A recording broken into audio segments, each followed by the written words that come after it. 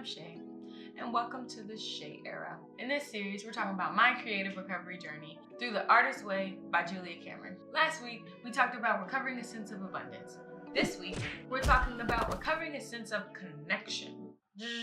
Insert electricity noise. In this chapter, she talks about how art is a collective frequency based off emotions and feelings and whatever they're vibrating at. Creative ideas that come to you are just like, hey, I resonate with you, let's be friends. Your ideas are your friends. Your ideas are here to help you be creative, to help you fulfill those creative urges that you naturally have and use them to create the abundance that you're looking for. Art is about tuning yourself to your creative frequency so that all the ideas that are floating around in the collective frequency that resonate with your frequency find you.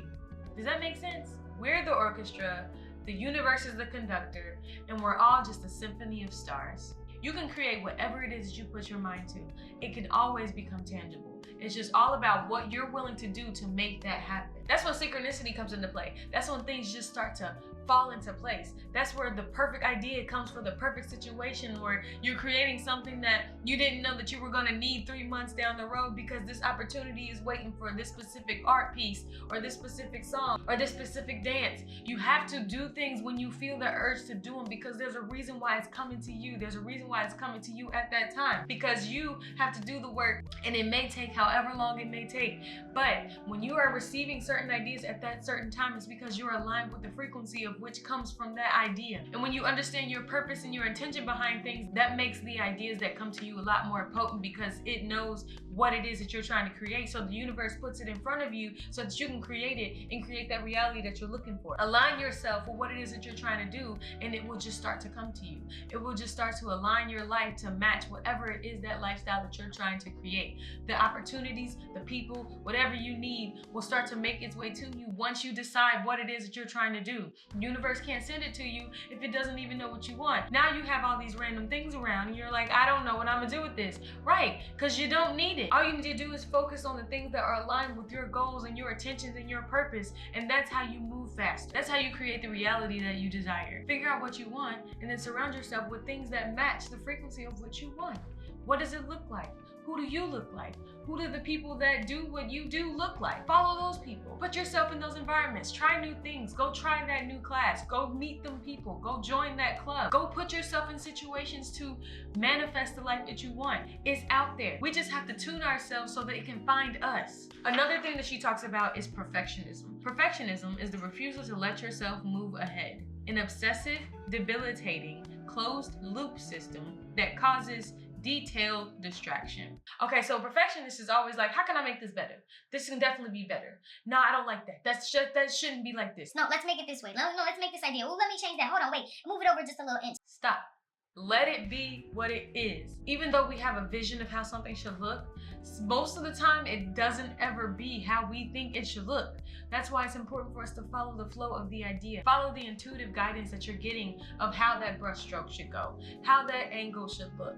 And it's like we have to allow ourselves to be free of judgment, no matter how it looks or what people may think. Because a lot of the times you're like, oh no, that looks stupid. Somebody's gonna think that looks stupid, or somebody thinks that doesn't match. It doesn't matter what somebody thinks. You're creating it. You're expressing it the way that it needs to be expressed. It came to you for a reason because only you could express it the way that it needs to be expressed. Do not fear mistakes. There are none. Miles Davis. Perfectionists are married to logic. Creativity does not run on logic. It is the most unorthodox, imagination-filled, surreal experience, thoughts. It's experimental. What can I create? Be curious. Do the out-of-the-box thing. That's how you find out who you really are, when you explore those depths of yourself that you didn't know existed. Perfectionism is all about the ego, because it's all about what does it look like on the outside. No, what does it feel like? That's what's important, because the ego will never be satisfied. Letting go is a normal part of creativity. It's okay to walk away from certain projects at a certain time because maybe you're not resonating at that time. Letting go of certain ideas are ways that we expand and grow into newer ideas and newer concepts. And that's how we expand our creativity. That's how we learn who we are and learn what we want and learn what we want to do. It's very important for you not to allow limits on your creativity because the possibilities are endless. What you were put here to create needs to be out. Again, we need your art. We need your art. This is where we have to be able to take risks. She proposes a question for us to ask ourselves when it comes to risk. What would I do if I didn't have to do it perfectly? The perfectionism that prevents you from taking these creative risks limits the creative expression that is possible within your highest potential. The unlived life is not worth examining. Move out of your head and get into action. A risk is worth taking simply for the sake of taking it.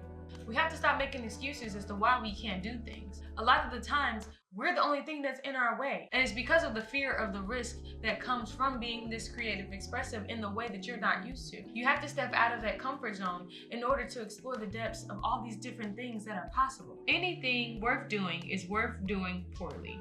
You gotta start somewhere. So just start. Now for the check-in. I did 7 out of 7. A lot of this week, I did a lot of editing and a lot of graphic work. I'm learning that consistency really is important when it comes to building up momentum. When you're trying to attract certain things into your life, you want to make sure that you have enough momentum to back it up throughout the whole process of you keep going. Just keep going, keep turning them gears, keep moving, keep getting it together. You got this, keep going. I like to look at all this process as me collabing with my higher self to find the things that best fit what it is that I'm trying to do in my future and what best fit, the reality that I am right now. So really understanding how those two need to align with where it is that you're trying to go. And as long as you stay aligned with your soul's goals, unstoppable. I did a lot of brainstorming on how I want my style to look, like how I'm going to, update myself along to match who my higher self really is. This is where we start allowing ourselves to live permanently in the Lululand. I decided to be my whole self, my true self, and nothing but my highest self from this point on. And so what that means for me is that I have to surround myself and put myself in places that that person is. What does she wear? What does she eat?